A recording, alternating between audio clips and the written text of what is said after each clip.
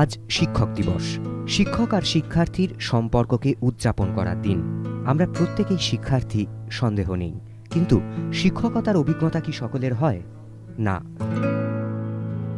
অথচ রূপলী পর্দার একাধিক তারকা আছেন যারা বাস্তব জীবনে শিক্ষক।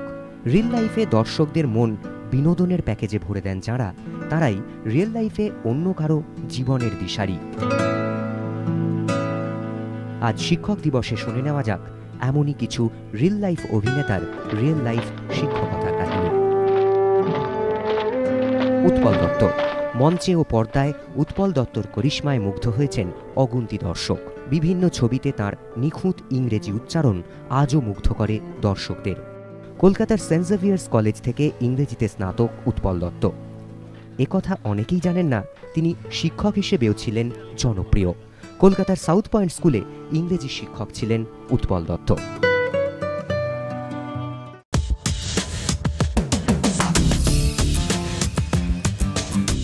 অক্ষয় কুমার। অভিনয় জীবনে আসার আগে শিক্ষকতাই করতেন অক্ষয়।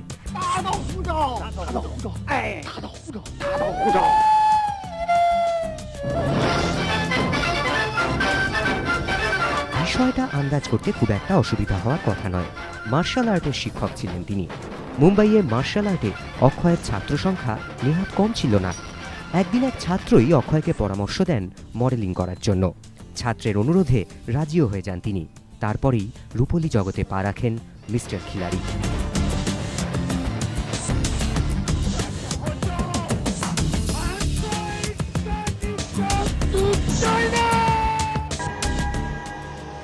क्या है? काम होने के बाद यही डालना पड़ेगा ना खाने में। ফায়ারের সীতাকে চিনি সকলেই। নন্দিতার অভিনয় বারবার মুগ্ধ করেছে সিনেপ্রেমীদের, কিন্তু সীতা যে শিক্ষিকাও ছিলেন তা অজানা অনেকেরই। Delhi school of social work থেকে স্নাতকোত্তর নন্দিতা দাস একদিকে যখন থিয়েটারে অভিনয় করে মঞ্চ কাঁপাচ্ছেন, অন্যদিকে তিনি তখন শিক্ষিকাও বটে। ঋষি ভ্যালি স্কুলে শিক্ষকতা করতেন তিনি। শিক্ষিকা নন্দিতার জনপ্রিয়তাও কম ছিল না কোনো অংশে। চন্দ্রচূড় সিংহর অভিনয় তো সকলেই দেখেছি, কিন্তু চন্দ্রচূড় যে সঙ্গীতজ্ঞ সে কথা জানেন কি? তার ছোটবেলা কেটেছে উত্তরপ্রদেশের আলিগড়ে। চন্দ্রচূড়ের বাবা সেখানকার বিধায়ক ছিলেন, আর তার মা ওড়িশার বোলাঙ্গীরের মহারাজার মেয়ে। দেরাদুনে দুন স্কুলে, পরে নয়াদিল্লির সেন্ট স্টিফেন্সে পড়াশোনা করেন চন্দ্রচূড়। অভিনয় শুরু করার আগে দুন স্কুলে শিক্ষকতা করেছেন তিনি। সেখানে চন্দ্রচূড় ছিলেন মিউজিক টিচার। এরপর অবশ্য অভিনয় জীবন শুরু হয় তাঁর। কমেডিয়ান কনভারজিৎ পেইন্টালের কাহিনীটা অবশ্য চন্দ্রচূড়ের উল্টো। পেইন্টাল শিক্ষক হওয়ার অনেক আগেই অভিনয় করতে শুরু করেন।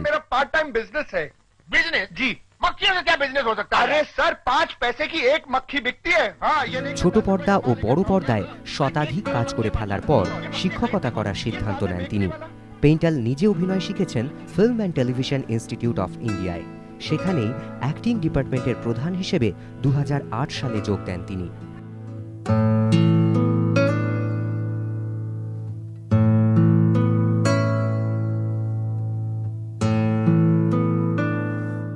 অনুপম খেরও অভিনয় শিক্ষার সঙ্গে যুক্ত। নিজে অভিনয় করার পাশাপাশি অভিনয় শিক্ষার স্কুল চালান অনুপম খের।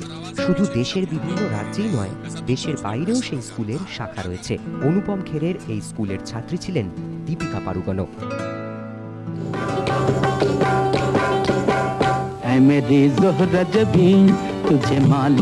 বলরাজ সাহানি অভিনয় না করলে নিশ্চয়ই পড়াশোনা নিয়েই থাকতেন বাকি জীবনটা।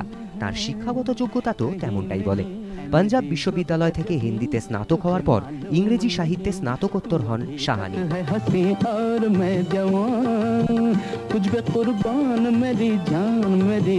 না, সেখানেই থেমে থাকেননি। লাহোর বিশ্ববিদ্যালয় থেকেও ইংরেজিতে স্নাতকোত্তর হন তিনি।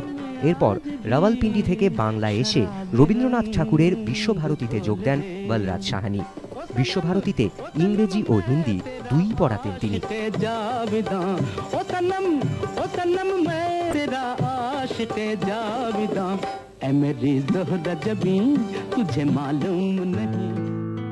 অভিনেতা টম অল্টারের কথাই ধরা যাক। পদ্মশ্রী সম্মানে সম্মানিত এই অভিনেতা রূপলী পর্দার পাশাপাশি 22 গজেও যে সমান সাবলীল তা বোধহয় অনেকেরই অজানা। অভিনয় করার আগে অল্টার ছিলেন শিক্ষক। হরিয়ানার জগধীরির সেন্ট থমাস স্কুলের ক্রিকেট কোচ ছিলেন তিনি। অভিনেতা, চিত্রনাট্যকার, পরিচালক কাদের খানও শিক্ষকতা করতেন একটা সময়। তিনি ছিলেন সিভিল ইঞ্জিনিয়ারিং বিভাগের শিক্ষক। মুম্বাইয়ের MH সাবু সিদ্দিক কলেজ অফ ইঞ্জিনিয়ারিংয়ে শিক্ষকতা করতেন কাদের খান।